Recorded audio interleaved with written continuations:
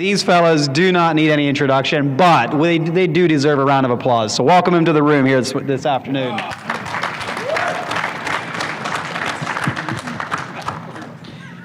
So this is going to be really informal. There's really nothing prepared. It's just more of a dialogue, conversation, Q&A. We have 3 mics we get to share, so I guess it might be some arm wrestling between mics too. But I have a tremendous appreciation and respect for every one of these fellows up here, for believing in SynkedUP and our vision for what we're trying to do in the industry, but also just for their friendship. And a lot of you I talk with on a regular basis, and it's I believe relationships are key in business, and I am grateful to be able to call these fellows my friends. Thank you, guys. Thank you. So we titled this hour Q&A on social media. You may or may not hijack it with tilt rotator conversations. I don't know. We all have one. You all have one. Unbelievable. Chase the other day. You have 2. Chase, my 7-year-old, I was spreading mulch, and he was like, "Dad, you really need one of those tilt rotators for this." It's Steve. Where's Steve Kidwell? Yeah, Steve.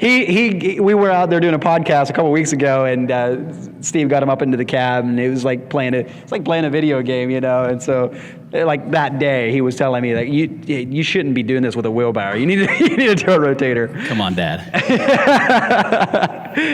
But anyway, we're going to throw this thing around, and I want this to be a thing where you guys can just ask these fellas or me any question you want about their business, about their team, about challenges they've overcome, wins they've experienced, and of course, social media. If there's anything that these fellas have proven, it's how to make social media effective for their business. And what's interesting is it's not necessarily in the pure number of followers. You know what I'm saying? Like, I know the numbers are all different in the number of followers, but I feel like this is a pretty equilibrium crowd. I mean, from here over, it is. I'm still at 2,000 or something like that. But these guys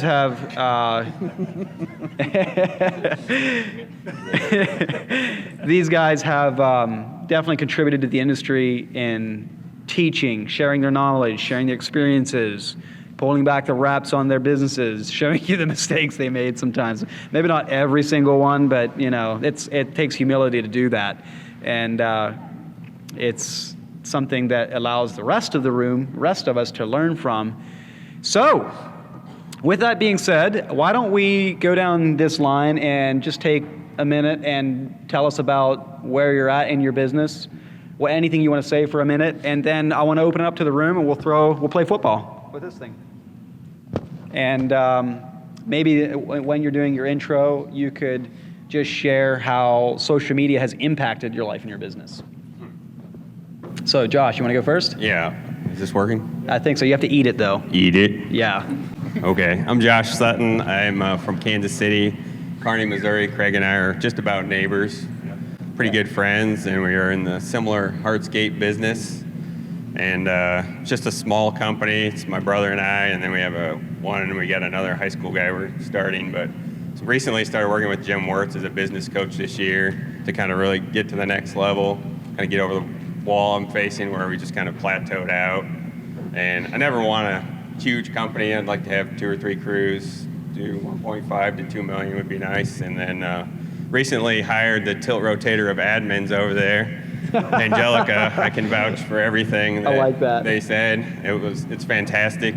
Everything she does for us, it's incredible. And that's really helped get us to the next level already. We've implemented so many new systems, and she's taken so much off my plate.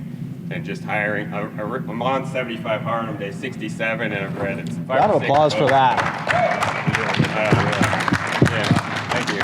I was kind of at a low point in my life last year, just kind of Weston has been there. I'll try not to cry. I'm an emotional guy, but we were in Montana, and I was just like, man, I'm fat, I'm overweight, I'm not sure where my business is headed, and these guys took time out. I've talked to almost every one of these guys, but Weston has taken Saturdays off to mentor me through the numbers and getting things straight. And then got Craig locally supporting me and all these guys. So it's just been, this is what I try to do on social media too. It's authentic. If I'm upset or something goes bad, I'll post it. Some people are like, oh, I can't believe you just put that out there, but that's who I am. So I think I'm not 1,000, like too many. I'm at, I think, 9,500 followers, but I just am authentic with those people. I try to communicate my honest opinion and feelings, and I think that builds authenticity and trust. And I think that's kind of what, like, I'm not the largest influencer, but I met Weston at GIE a couple years ago. I was actually filming an LMN testimonial, which is funny because I'm not a huge company or anything, but it seems like a lot of people know me, and I'm friends with people. I was an introvert growing up, and now I'm like putting myself out there. Nobody can believe that, I'm trying to, like, I know these people from the internet, and this is really cool to be a part of that. But I met him, we were about to leave GIE, and my brother's like, hey, this booth's got free coffee. And I'm like, I'm tired, I want to get out of here, let's go. And I was kind of fed up with LMN at the time. That was right when they were raising. 30 seconds after you did the testimonial? Yeah, okay. 30 seconds, literally, they filmed this, and I'm just like, we need to be done with this, look for something else. And Jeremy's like, there's free coffee. We go over there, and they're like, hey, do you have an estimating software? And I was like, yeah, I use LMN. Oh, does it do job costing? No, it doesn't do job costing. Well, we do job costing. I'm like, that's what I was looking for. And I don't know if Weston was there, but somebody at the table was like, we could set up a demo with Weston. And I was like, sure, I'll do it. And I scheduled it for December, thinking I'd cancel it when I got home. And because everybody wants to scan your badge and get your info. And I kept it, and because I was kind of interested. And the demo with Weston was fantastic. I loved it. And then I signed on, let LMN go. And then Craig was getting into business and needed something to get going. So I told him, hey, I signed on with SynkedUP. And, oh, that sounds awesome. So then he did a demo and signed on. And then I think Richard was like asking about, hey, why'd you switch? Like, I'm tired of LMN and all this. Like, it was just like the right timing. And then it kind of created a movement. And then I don't know how Jeremy and all these guys, but it was just cool. Yeah, like, I got it because you got it. Really?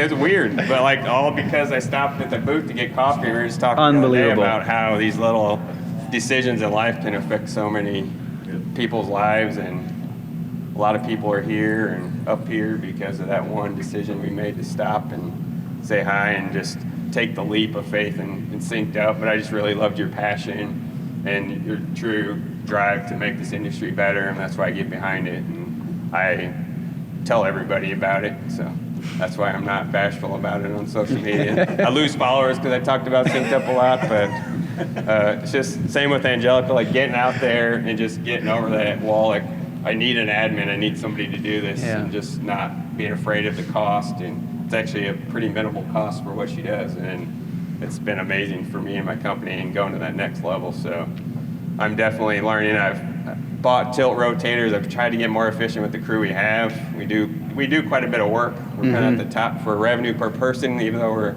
a two-man company. We do a lot and we're efficient. But this year I kind of had gotten off in my numbers because I was estimating hiring like 4 more guys on, and we only had my brother and I and a part-time guy, so we weren't generating the hours we needed to divide out all the overhead. So we were charging like $100 an hour, and it turned out it needed to be $165 an hour, which is high and hard for me to sell at, but I was selling at it, but it was a lot fewer jobs. So then I met with Chris, which was awesome too.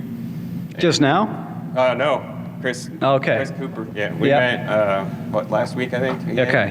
And I met with you and Fred. There's just a slew of people that has helped me. And then Nick Conley messaged me, was like, hey, I was in your same boat. Like, I didn't have the people I needed, and I was not charging enough, so my costs were, you're doing all this work and you're hitting on time, but your bank account's going down instead of up, and I'm trying to figure out what's happening. That's a key thing. Is it's one thing to build a budget, it's another thing to actually do the work to get the, you can say, I'll do $1 million budget, and then I have 5,000 man hours that I need to produce, but if you don't actually work those 5,000 man hours of billable revenue, billable production, the budget is I mean, it's a two-legged stool. You can screw it up both ways. If you don't, you can screw it up by getting the math wrong. The budget fixes that. But if you don't do the production, then it's not the complete. The budget itself is not the complete circle. So he was saying, in order to bring your numbers down, you have to hire more people, which doesn't feel intuitive. Like, why would I, raise my expenses to lower my hourly? That's how the numbers work. Is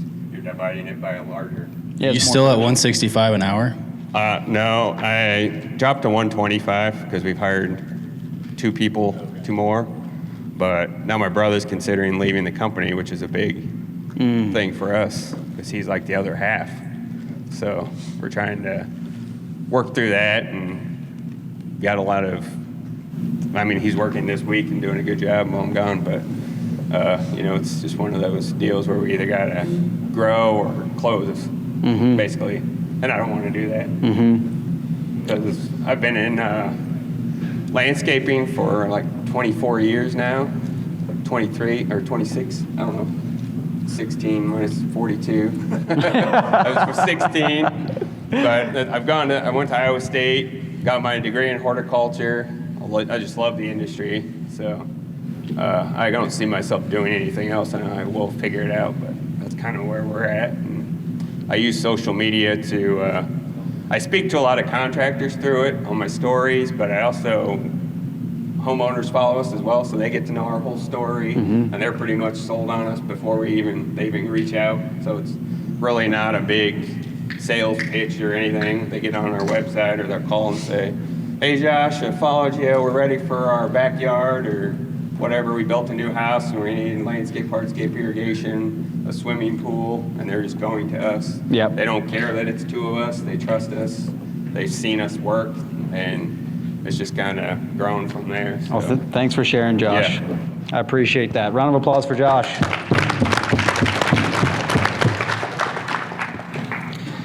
Mr. Craig. So I don't know why I'm up here, but it's an honor to be. It's an honor to be up here with these guys, and I think what I hope to get out of this is similar to what Josh was doing. I mean, it's really hard to pull the whole curtain back on social media a little bit. Like it's really hard to be completely honest because I do have a lot of clients that follow. But anyway, my name's Craig Scheller Outdoor Living out of Kansas City area. And I think that our company is, we just finished our third full year. We have myself and 3 employees, and then we have a dump truck driver that drives for us, so five of us total. We're trying to build a good culture. We're trying to build a great place to work. I related a lot to all of the discussions this morning and got a lot of information on how I can improve. And I think this year we've kind of taken on some growing pains because I've grown pretty fast in 3 years. So there's just a lot of things I'm working on to get to the next level of my business as well. What's really cool is coming to these events and Josh and I do talk a lot and we go off of each other, but it's knowing that there's other people out there struggling and there's a lot of things to struggle with and there's a lot of things to win in business. And it's really good to have people to bounce things off of and all that stuff. So I use social media because I love the industry and I love to educate. Part of what I do with the industry is to educate. So I really try to do that if I can through social media. As I've gotten more clients follow me, I feel a little bit more like I need to share some of our process and what we're doing. I don't do the best at it, but what happens is because I'm telling our story and what we do on social media, I was telling the guys last night, I think it was, this morning maybe, I went to a meeting for a job we're getting ready to start back in April, I think it was, and I was trying to explain what we do as a business and how we take on the whole project, and I was about halfway through and the lady just stops me, she goes, we know, we follow you on Instagram. And I was like, okay, you kind of caught me off guard here. I'm like, I got this whole thing worked up here. But basically, if you use it correctly and tell your story and show people the process of what you do, it allows you to go in there and have the job pretty much sold because you're getting a referral plus they're following your story. And basically, all they wanted to know was, how do we get a design and when can you start? It's kind of how it's working and unbelievable, And then obviously to using social media to network with. I mean, we went to Mark's house last night. He picked us up at the airport. We're having dinner on his back patio. Been to see Jeremy and Mulder and Richard. Their places, and like it's just really cool. Like you meet these people on the internet, and you just go check them out and learn from them. So it's a great opportunity. Thank you, Craig.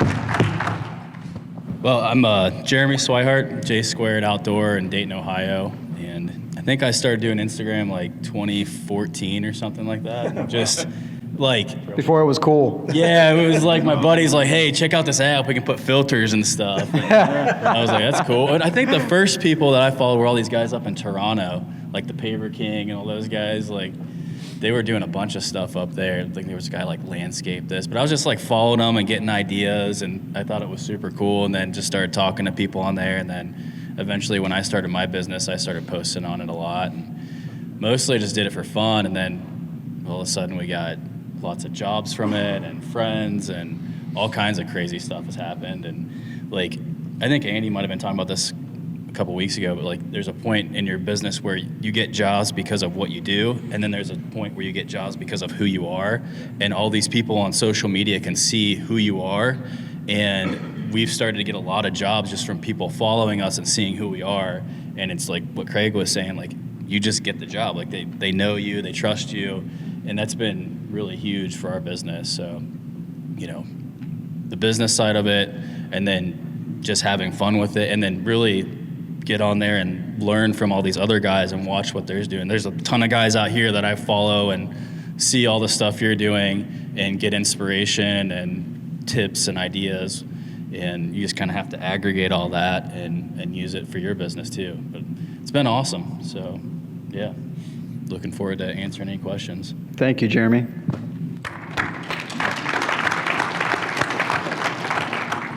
Hello, everybody. My name is Andy Mulder, Mulder Outdoors from Northwest Indiana. We have a small landscape company and do some maintenance. I have one hardscape landscape crew and then one maintenance crew and 2 part-time office staff. And I'm just a normal guy, just like everybody else that's out here, including all these guys, and a lot of the same story. I started social media thing was just for fun initially, and then I've said it many times that social media in the contracting world has made contracting business ownership less lonely. Mm-hmm. I think it's very easy to think you're the only one with things that are going on, employee problems or growth problems or whatever you could imagine. Somebody else is going through it, and so I've met a lot of lifelong friends and done a lot of things that I would not otherwise have had the opportunities to do. I've spent a lot of money that I probably maybe wouldn't have spent without social media, but I also attribute a massive amount of success of our company to the things that I've learned on social media and YouTube, and I would not be sitting up here without it, and I appreciate everybody's support, and yeah, it's an honor to be here. I'm appreciative of Weston and his friendship. I don't even use SynkedUP, so I'm Andy and I use LMN. But but we've talked about that many times, and I'm not here to say anything about that except I love what Weston's doing. I think his program is phenomenal, and I think I haven't met anybody on your team that is not a total rock star, it seems like, and I'm thankful that you have me here, and the friendship and the support you've shown me and my company and our podcast, and I'm just thankful to be here and talk to all you guys and just talk about business and life. So, thank you, Andy. You know, we had to get the diversity thing going, you know, SynkedUP, LMN, SynkedUp. I'm Richard, and I just found out that Andy uses LMN. Did y'all know that? Yeah. I didn't know that. Everybody knows that. Oh, wow. Owner and operator of RC Outdoor, right out of South Bend, Indiana. It's myself. I've got 3 field employees I work with. We've got 1 part-time admin / social media.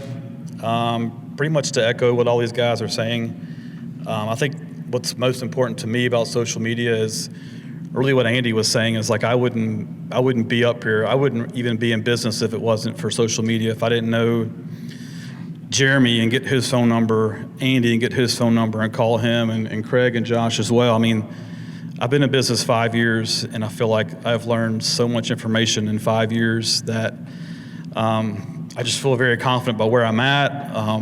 I know my numbers because of Weston and these guys, and just the camaraderie that I have with other business owners.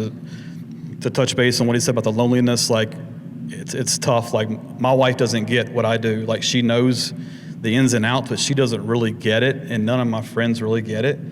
But all of y'all get it, and so it's helpful to just come to these events and share with our struggles and our triumphs and our successes, and and I'm really appreciating what Josh has been sharing on social media. I mean, he's like an open book, and sharing with him, and even Craig, like Craig's been sharing these pool horror stories. He's yeah, thank you. And I don't know, I haven't gotten to the point where I want to like share that stuff, but I just appreciate you guys in doing that and letting us know, letting them know that like it's tough. Like every day, like it's tough. And year 5, like this is tough and this is hard, but like I'm just grateful to be around you guys and this week and what you're putting on here, Weston.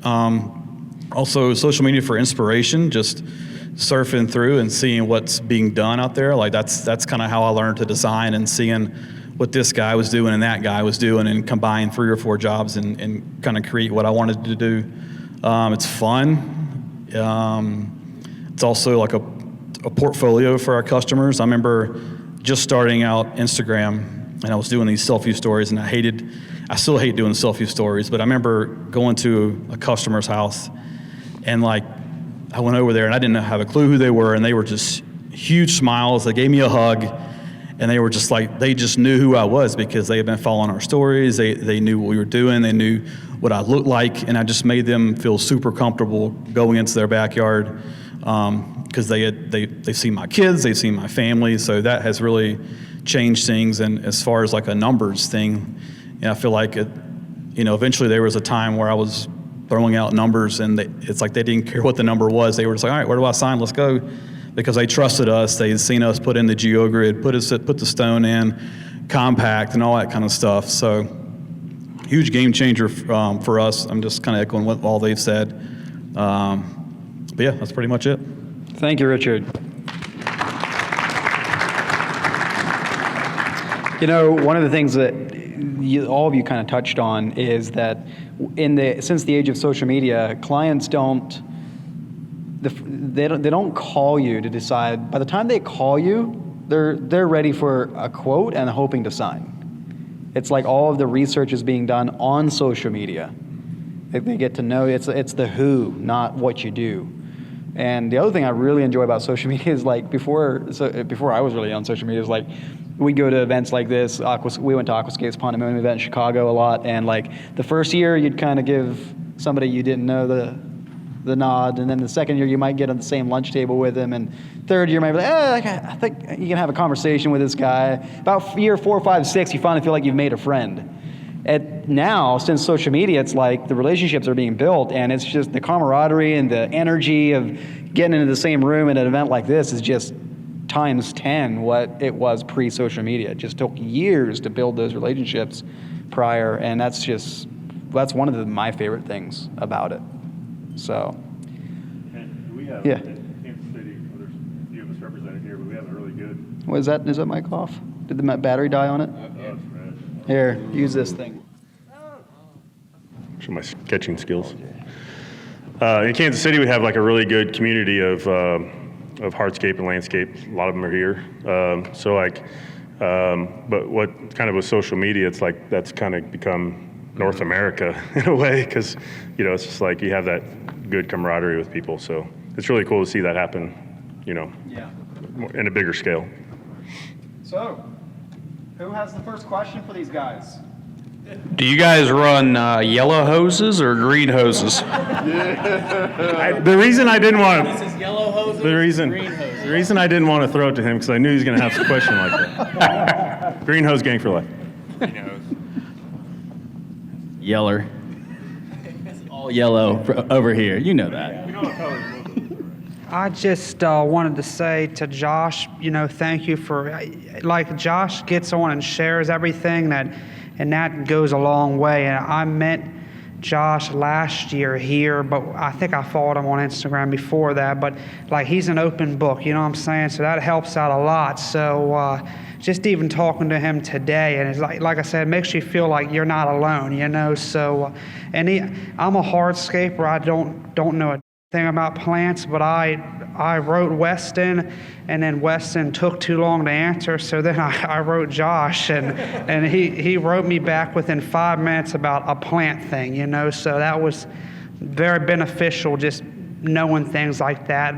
And I follow Andy on every Sunday. I try to get on that podcast, and it's just down to earth people who are able to help, I probably asked every one of these guys a question on Instagram probably at least one time, but it was like, and everyone's answered. So it's like, I'm very appreciative of that. So Richard helped me out. Like, I believe I've been to many different areas, but on one thing he said, like, get in front of the camera, put your face in front of the camera. And I don't have a massive following on Instagram, but I have like 4,000 followers on Facebook, and those are all people from my community. So every single job that I've been to this year, every single one of them has known who I am, because I get on there and I tell people, like, hey, look, the struggles we're dealing with. So by the time I get there, I've went and looked at 12 jobs this year. I closed every single one of them, and that's the first year doing that,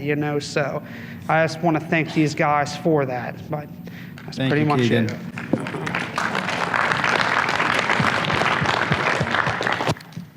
I think that's what's super cool about this is like Keegan's and the positive impact it has on people out there. Like, this is the power of social media. How many of you guys found 75 hard on social media? Just 2. All right.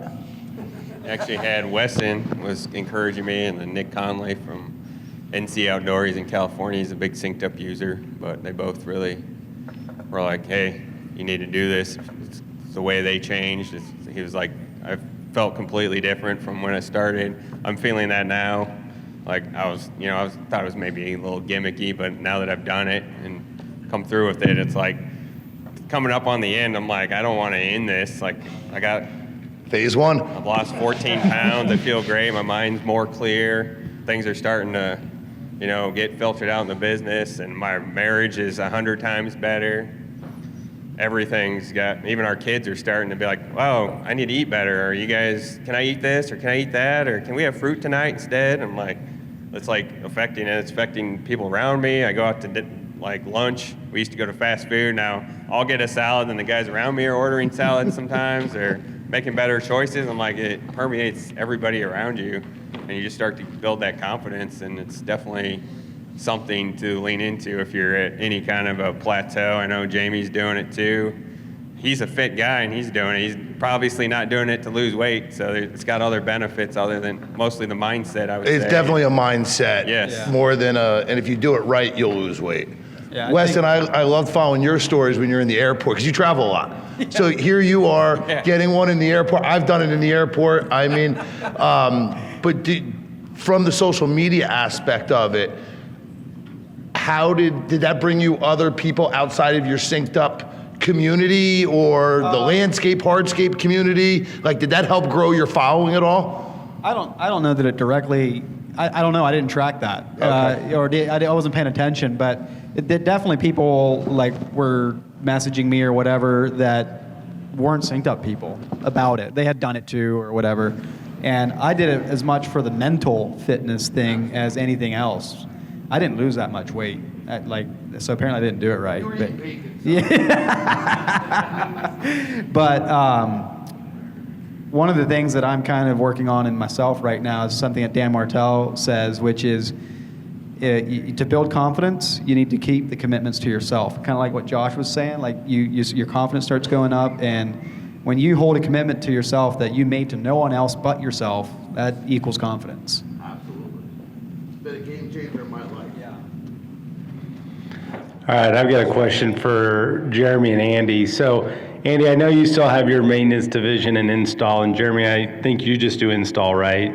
So I'm just kind of curious for you guys, like with where you're at with business systems and stuff being in place seemingly pretty well, like where do you kind of see yourselves going with your companies in the next like 2 to 5 years? What's kind of the goals there?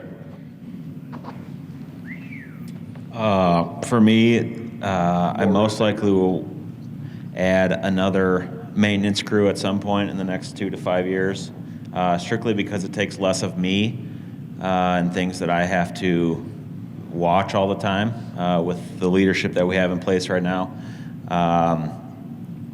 The plan for me would be to continue to move out of day-to-day install work. I'm slowly doing that, slowly letting the rope out for my guys a little bit every year, this year more than ever before, and try to work on developing somebody within my team to start doing more design work and sales work. Again, to step out of that and give my team more places to grow. I don't personally want to grow the company. I really don't, but I'm going to have to grow the company for my team. Otherwise, they're going to leave. So I'm trying to continue to find ways and give my employees paths for them to continue to move up in the company. And so that's going to force me to grow in different ways or move out of the way. Or that's where I see things going in the next 2 to 5 years. So. Yeah. Mine is Andy and I are probably kind of at the same stage with that whole deal. And that's what I brought Nick with me, and he works, runs our hardscape crew, landscape crew, and also is doing design and sales. And I'm trying to bring him up and put more guys under him to remove myself and have our business be more sustainable without me being around. So that's the goal right now. And I think it's going to take a few years, but that's what we're working on. That's what we're working towards. I think the one thing that I think people forget about, or at least this is something that I'm learning, is it's going to take 3 to 4 years, I think, for me to really get out of the field. It's not a fast process, I think, to keep the quality up that I'm charging for, number one, and what our clients are expecting for what I'm charging. And so just every year I'm trying to do a little bit less and a little bit less and leave a little bit more as I feel that my foreman and team can take on more.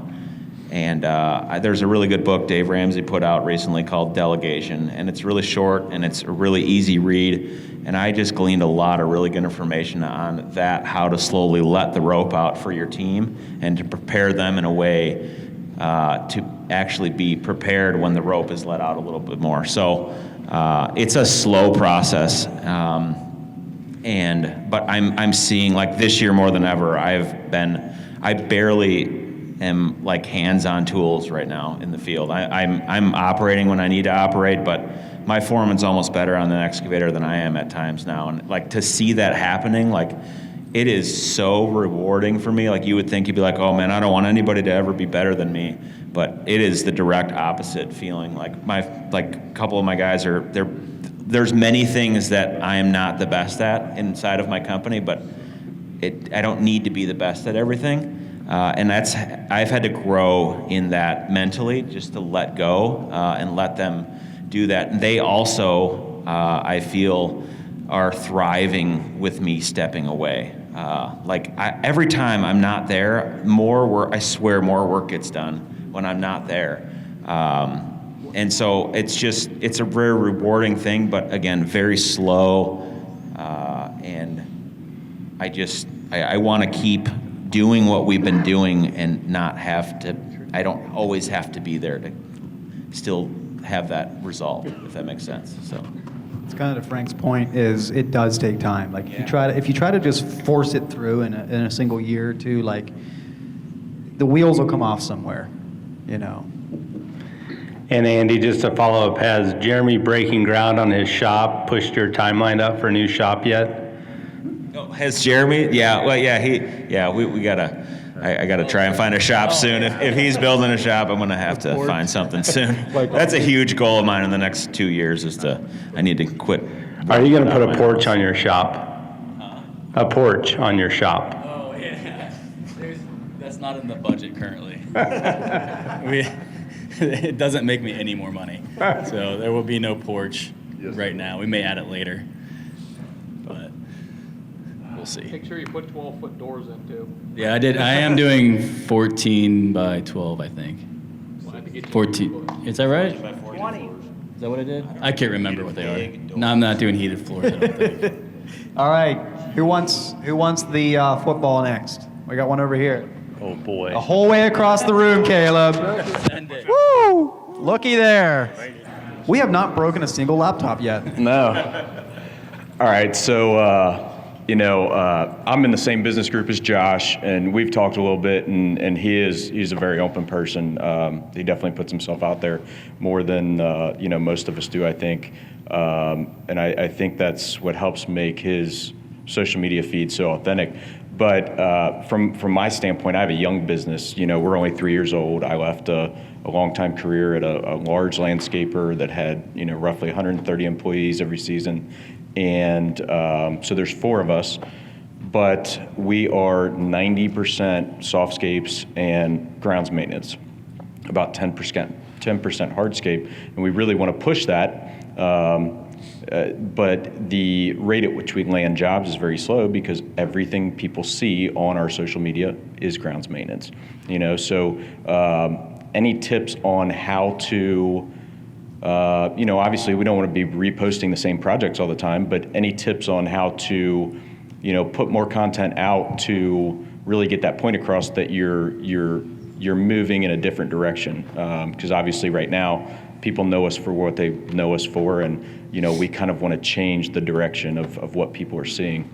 I got something real quick. If you have a landscape distribution place you're working with, find them and then find a manufacturer rep and say, hey, we really want to get into this building hardscapes and things like that.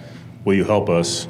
And then you find a place, whether it's, first of all, if you can find a class to go to or look online there's a lot of things online now that there weren't before, but if you can either get material really cheap or given to you, it happens, and say, we really want to get into this, but we need something to show.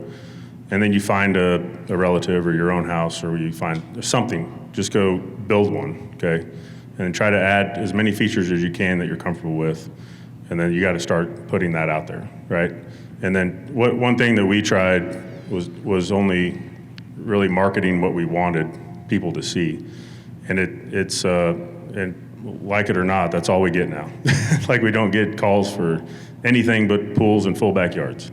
And if you can if that gives you something to that gives you your first project, and then you take pictures of that, and then your next project, and it's going to take some time. Right. But try to partner up with a distributor or somebody that can help you get started and even help you with classes and things like that. I don't know, anybody else?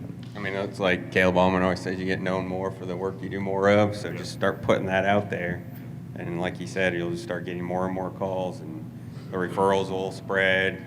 Take a picture, get the referral, they'll tell their neighbor, and go from there. And when you do it, just film everything. You don't have to share it all right away, but just film the whole thing. Yeah, I think to build on some of that, I've been in business for going on 10 years, and the first year we did 2 small hardscape jobs. So, I'm sure everybody agree here that nothing happens overnight. And 10 years, like looking back now, 10 years is a long time to be doing like a lot of hardscape work or whatever it is that you actually want to do.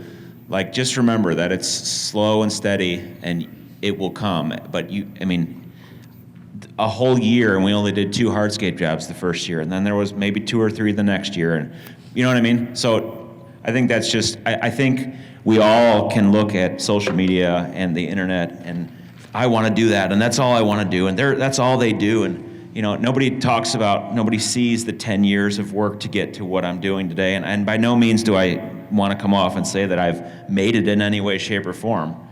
it's just, everything takes time. Nothing happens super fast, and you have to remember that and not look at what everybody else has, and you know what I mean, and get discouraged in any way. Like, it will come. Yeah, no, I think, everything you guys put out, I think everybody would agree. Everybody, in the contracting realm of the businesses that we all run is super appreciative. You guys have helped so many of us in different ways, whether it's, some of the design patterns that you guys put in that give somebody an idea to change something up in something they're doing, or whether it's, the equipment that you're showing off and how you're using it. I know, especially for you, Andy, just some of the operations of the way you're moving equipment around a pool, is incredible. So I think there's different techniques and all these different little tweaks we learn along the way. And then, like you said, eventually over time, not only that, helps you build a better team, but, you're doing more work of the work you want to do. So thank you. Yeah, and I've always kept, even the first 2 years, I did a small little job for my supplier at their yard in one of their display areas. And then I've always had cards at a couple of our main suppliers. They have like a cardboard. And I can go back job to job to job, and it will connect to some job that they referred me one time to a customer, like little things like that, or just tell them, hey, I'm just looking for small hardscape jobs. Like, I'm not looking for huge ones. I just want a couple small ones or whatever. Like, that's helped me a lot in my business when we were starting, for sure. So make sure you hit the Google My Business page and post the pictures you do have on there, and that'll start boosting you. Change your website, add the content in there so that when people Google hardscapes in your area, you're going to register somewhere eventually, and just slowly build that up. I think we've talked about that in the group a lot, but yeah, that's definitely helped a lot. Just even getting the reviews. Angelica's been great about making sure we've gone to past clients, current clients, and we're boosting the reviews up. And I've noticed I'm already starting to register a little higher in Google, and I'm not at the bottom anymore in our area. Like, just getting 5 more helps a lot. So all those little things will add up. So I just know, just to help you out on that, if you have any Techo Block reps in your area, like, I've know this because there's been materials that I haven't used before that they can send you pictures and then just like post it on your thing and like say it's not my work, but I'm trying to get more into hardscaping. I've learned by just being honest and telling customers, like, look, I've never done this before, but I want to do it. You're going to get one person, 1 or 2 people, and then you just go from there. Thank you, Keegan. Appreciate that. And there was a fellow right behind you that had a... Yeah, hi. So I've been in hardscape for 10 years, and I hate to admit, but I still do my quotes with pen and paper. I did start down the LM. I'm sorry? We can help with that. Well, that's why I'm here. So I did start down the LMN path a couple years ago, but timing was bad. I tried to start doing it right in March, which left me no time to learn the system. So now, I'm here and want to get something started. I feel like the timing's right with the season. So the guys that do use the SynkedUP, minus Mr. Mulder, but so I'm sitting here wondering, like, is there, like, when I start this system, did you see a big swing in your overall job cost, or did it kind of line up with what you were previously doing? And, was it just more organized and more timely on doing your quotes? So I'm just sitting here wondering, like, I hope this system doesn't tell me my numbers have to come down, which I really doubt. You don't have to worry about that. You can just keep them up. Most of the time, it tells everybody to raise them, generally. We started in LMN, and when we switched to LMN, our prices went way up, and I was like, oh man, we're never gonna be able to get that. But then, obviously, we did. And then when you go to SynkedUP, it's kind of in the same line, because the budget, it's telling you what you actually have to charge. So yeah, it definitely... We're usually our biggest ceiling. Yeah. You just type it in and you trust it and you send it, and it really... That's my problem, is the trust of relinquishing what I know and change. Yeah. It's cold, hard, emotionless. Once you plug that budget in and you really taken the time and to get that budget right, then you just know everything that you're sending out because you know how long it takes you to do the work. So, and you know how much material you need, so you just send it. I mean, that's just, So you're all saying your numbers went up. Yes. Yeah. Did you see a drop in backlog of work? No. You're not. You may be initially for a certain bit, but you're gonna end up getting the jobs that you should be getting. So, what's the point in doing jobs that you're not really making money on? You might as well just trust not do it, them. and you'll always be busy. Yeah. Like you may miss a few more right off the bat, but you're gonna get more that come in the door behind it. Yeah. You're just gonna keep sending quotes. And it's a little bit like once you built your budget, then it becomes a marketing game of finding the clients that can pay for what you do. Because if I have a $150,000 Instagram picture that I want in my backyard, but I have a $25,000 budget, I don't care what strings you pull. I can't afford what you do, so I'm not your customer. Yeah. And so you can't let yourself beat yourself up mentally when you lose those jobs for someone that should have never even made it through your pre-qualification process. And I was like you. I actually was paying for another software, but never used it because I couldn't get it implemented. Element. And it was just very, very clunky. And I'm very owner operator. I don't have I'm not very tech savvy. I'm not a businessman in any means. So like what I was doing was still pen and paper and trying to figure out what things cost, and I didn't really know my numbers and all that. And what I did when I first started was I recreated a project that I was getting ready to start. So I could track it. And I recreated it and I went, oh crap. Like I don't even want to track this job. So it told me immediately that I wasn't charging enough for what I was offering or what I was going to be doing for the project. And I'm still learning. The thing is you have to commit to it. And I'll say that I haven't 100% committed every job to go back and say, okay, here's the materials. We do a good job of tracking the time, but it's really those missed materials that we're giving away so much PVC and plumbing and parts and little onesie-twosie things because we're not going back in and adding to a template. There's so much that you can leave on the table just because you're not implementing it properly, but it helps you do it. Like you can create the template, add it to it. Jeremy does a great job of this. There's a couple guys that I know that just do great on templates. And that's super important because you can go through and bid the next job using the things that you used, but also that you forgot, and then you can track all that stuff and see where you're at. So it's huge for guys like me that are not super business savvy because it takes all the work. It makes it a lot easier. My guys can do it for me if I just let them, They can put in, I got this receipt, just throw it in there. So I'm learning to let go of those things so I can go to the next level. But it's one of those tools that helps you get there for sure. So that's my experience. And if you're concerned about doing less work, you'd rather do less work at the right price. So just keep that in mind. You know what I mean? Yeah, no, I'm not more worried about, backlogging a year's worth of work, but, it just seems like I've pushed the ceiling of how much I can charge, and it seemed like I did, kind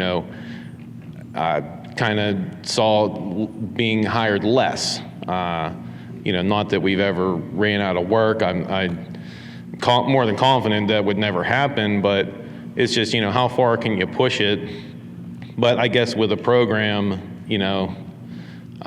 like Jeremy said, as long as you get your budget right and it all implemented in there, it's just trusting it after that. It's all about the budget. I mean, if you can't argue with math, and so if you don't like what you see when you're building a quote off your budget, there's two options you have: cut expenses or do more production, raise your prices, and so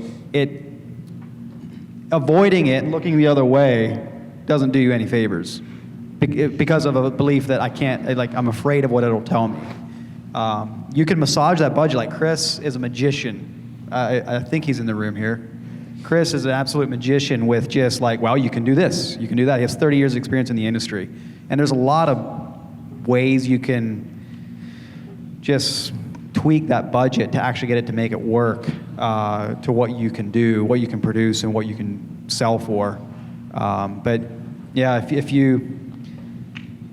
think 9 times out of 10, the ceiling that we perceive is out there is here. It's not in the market. The entire market should raise their prices anyway, so if everybody can get on board and raise their margins to 25 to 35%, that's what we really should be doing. So There you go. That's a good answer there.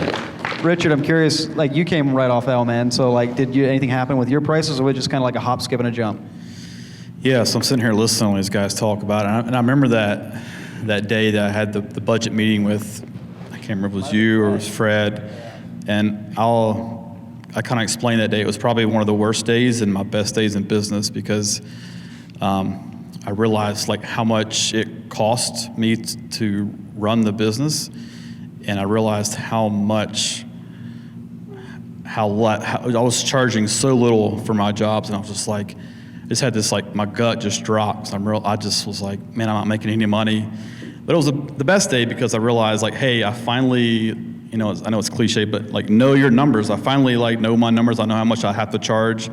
I know how much my overhead is. So like you doing your budget for the first time, it's going to be gut wrenching. It's going to suck. They're going to want all this information from you. But once you do it and it's done, it feels phenomenal. You can sleep better at night. You know what it costs to keep the lights on. You know what you have to charge. You buy a new machine, call Fred, plug that number in there. It changes your numbers. I mean, you got to do it. And here's what will happen when after you've gone through that exercise and you have that clarity and that confidence. When Mrs. Jones is like, "Well, can you just do it for $45,000 instead of $50?" You'll be like, "Sure. Do you want to pull the lights out? What do you want to pull out?" Yeah. It's negotiate on scope, not on price. For the record, this is Team Yellow Hoses at this table. There are 5 tilt rotators between the 3 of us, and 2 of them are Andy's fault. Yeah, and I would like to thank you guys for introducing me to a whole bunch of different tax write-offs. it's amazing what you can write off. And, as far as social media goes, I'm also wondering if you guys dropped a 120-pound paver slab in a pool, would you post it on social media? Yes. If I was you, I would. Yeah, let's see it. If I was as good a shape as you, I'd show a video of me jumping in after it with my shirt off too. We really want to push somebody in the pool as like make it look like an accident, but like somebody ends up in the pool at the end of the day. There is a pool over this job site we're going to go see here shortly. So I wanted to push the guy in the pool that left the pins for the bigger lifter at the other job. All right, That's awesome. We got time for one more question, and then we got one over here. I got one. Oh, you got one? Yeah, I got Okay. one if you don't mind. It's being a pass around the whole table. Then go. So do yours, and then go to All one. right. Then we'll finish. I'll be real quick. So I have probably similar to a lot of people, I have an issue with production, mainly when I leave site.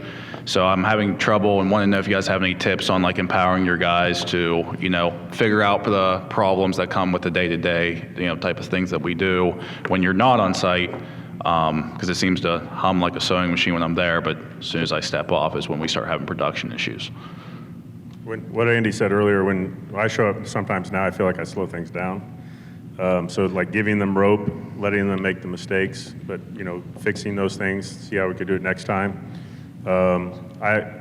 Sometimes I've had issues where I show up and they didn't do something because they were like, I don't know how Craig would do it, but they didn't call me. And so I've just I was like, that was a real eye opener for me because I was like, that's such a simple thing that you guys could do.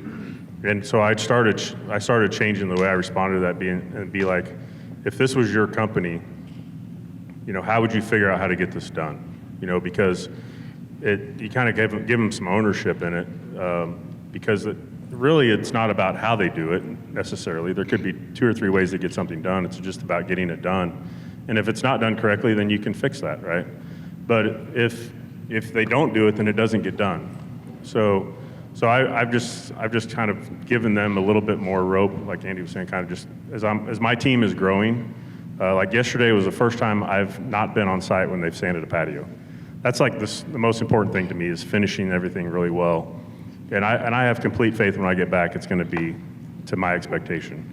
And so there's some things we're really growing and learning from, but like I think you just have to give the rope. You have to understand too that their production rate isn't the same as yours. So you have to add the time for them to get the job done. Is your problem because Is the problem because they don't want to produce or they don't know how to produce? I don't feel it's a knowledge issue. So I think that they know how to produce and they have the knowledge to do so. I think it's more of like a team issue working together. I feel like we have like the high school clique thing going on in my company right now for one problem. And the other problem is we typically have a lot of change orders, a lot of added things and client questions throughout our projects, and I think they struggle to help make those decisions and seamlessly work through that. Versus if I'm on site, it's easier to do, of course. Is there a clear leader that you've put in place when you're gone? Like, do they know who is in charge, or are they just out there until you get back kind of a thing? You know what I'm saying? There is, but developing leadership is something we definitely struggle with. We do have a set leader, but I feel like he is a little soft on the guys sometimes, not as stern as he needs to be, as in there's a lot of delegation so there's a lot of talk about how to solve the problem, but there's not a solution put in place. And that's a tough thing for me to fix. Do you share the estimated hours of the job with those guys? Yeah, That's estimated a good hours, thing. we do, I was gonna say, we do like I guess like a presentation before every job to walk through the whole process, try to make it as streamlined as possible, and still kind of run into the same type of issues. Do you have any incentive for them if they beat those estimated hours? Yeah, if it's over 70K, they each get $1,000. Dude, I'd be running. I just added into the bid every single job. Typically, we have 3 to 5 guys on the crew, so $5,000 added to the total price. If they hit it, great. If they don't, it leaves a little margin for error. So that's the way I look at it. Do they sometimes get it, or? They do. It's a new program, so this will be the 3rd job. They didn't hit it last job, but they came a lot closer than the times before. So I think we're moving in the right direction. But just as the first keynote said, Brian, there, I'm worried that being a monetary value, at the end of the day, they're going to get used to that income, and then it's going to slow down again. So I'm looking for more of a permanent fix. Yeah, that's a tough one, man. Be training or I have all kinds of different things could be going on. It'd be hard to know without knowing the exact situation and all the personalities involved and everything. Have you asked them, like, why, literally just, why do I feel like production goes down when I'm not here? Like, am I not giving you the tools to do this? Do you not feel like you know what to do? Do you, like, you know what I mean? Like, actually just ask them. If they don't have an answer, then maybe you just have an actual personnel problem, that maybe there's somebody in the bunch that's spoiling everybody. And it might be a personnel problem, because, I mean, it's, when I introduced this boat and this problem, it was, pretty much blank checkbook, whatever tool you need, anything that you can think to make things go faster, like, I'm willing to spend the money to get for you. And I say it's helped, and it might be, an attitude problem among the bunch, because I do believe I have a good group of guys, but at the same time, you never know what's going on behind your back to some degree. So, I mean, it sounds to me like you're asking the right questions, and trying the right things. So, it almost needs to be a dinner table conversation, like to figure out like what all the different angles are. But like, it could be something like, do they want it? Right. Do they want it? Right. And one of the biggest mindset shifts I ever had was Greg Wistock told me, if you want to make more, figure out how to make yourself more valuable to the company. Like, and so there's that inside fire that an employee has to have. Yeah. And I wonder if that's what I'm missing, because, Yeah. I mean, we typically do 10 to 15 projects a year, so 1,000 per. I mean, that's a good chunk of change per guy at the end of the year. I mean, but at the same time, it's hard to know if everyone's money motivated. Obviously, being a business owner, I typically am, but it's hard to know if everybody thinks like that, if there's another issue. We're going to have some campfires and all that around at the Tussie shop tonight. Like, that sounds like a great campfire discussion to me. Keep it coming. Thank you. Let's do a 60-second thing over here, Wyatt. Oh, geez. It better be a short and sweet one. We have the bus is here. Just wanted to kind of get one, other than SynkedUP, what is one small thing that makes you so much more efficient? I want to hear from everybody. Hire an admin. Yeah, right. Part-time admin. I think that's the winner already. Till rotator. Yes. NCon. Steel wrist. Admin and the steel wrist, I would say. With that, guys, Thank you for doing this. Appreciate it. This was fun.